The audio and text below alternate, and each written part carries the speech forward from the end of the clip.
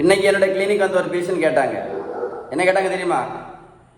Doctor, என்னுடைய கணவர் வந்து கொத்தனார் வேலை செய்கிறாங்க. கொத்தனார் வேலை காலையில் 7 மணிலேருந்து சாயங்காலம் 3 மணி 5 மணி வரைக்கும் கடுமையான வேலை.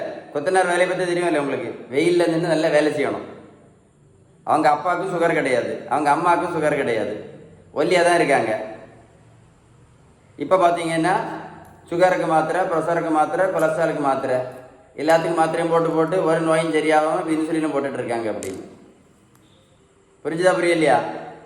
இன்னைக்கு நிறைய பேர் என்ன சொல்லிட்டு இருக்காங்க அப்படின்னா, டெய்லி வந்து நடைபயிற்சி பண்ணினா சுகர் பறந்து போயிடும், டெய்லி நடைபயிற்சி பண்ணினீங்கன்னா ப்ரெஷர் பறந்து போயிடும், டெய்லி நடைபயிற்சி பண்ணிங்கன்னா கொலஸ்ட்ரால் வந்து பறந்து போயிடும் அப்படின்னு. யாருக்கா பறந்து போச்சுதா? அப்படி யாருக்கா பறந்து போச்சுதா? நடைபயிற்சி போனதால் யாராவது மாத்திரை நடத்துனாங்களா?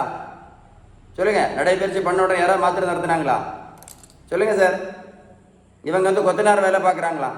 காலையில் 7 மணிலேருந்து சாயங்காலம் 5 மணி வரைக்கும் அந்த வெயிலில் நின்று உழைப்பாங்க. அவங்க அப்பா அம்மாவுக்கு சுகர் இல்லையா? அப்புறம் ஏன் இவங்களுக்கு சுகர் வந்துச்சு?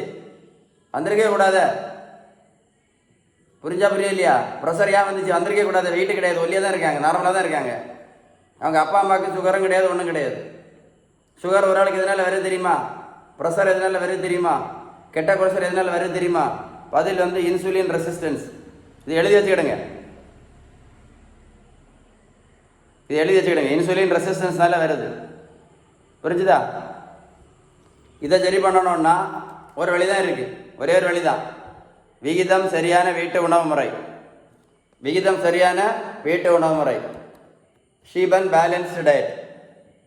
உங்களுக்கு பேலன்ஸ்டு டயட்டை பற்றி ஏதாவது உதவி தேவை இருந்தால் கண்டிப்பாக இந்த நம்பருக்கு கால் பண்ணி பேசுங்க. சும்மா நடைபயிற்சி பண்ணிட்டா சுகர் பறந்து போயிடும், ப்ரெஷர் பறந்து போயிடும், கெட்ட கொலஸ்ட்ரால் பறந்து போயிடும், அதெல்லாம் சொல்கிறதுலாம் சும்மா போய். சரியா? அப்படின்னா அது கொத்தனார் வந்திருக்கக்கூடாது, சுகர் வந்திருக்கக்கூடாது, ப்ரெஷர் வந்திருக்கக்கூடாது, கொலஸ்ட்ரால் ஒன்றும் வந்திருக்கக்கூடாது ஒரு நோயுமே. இல்லையா?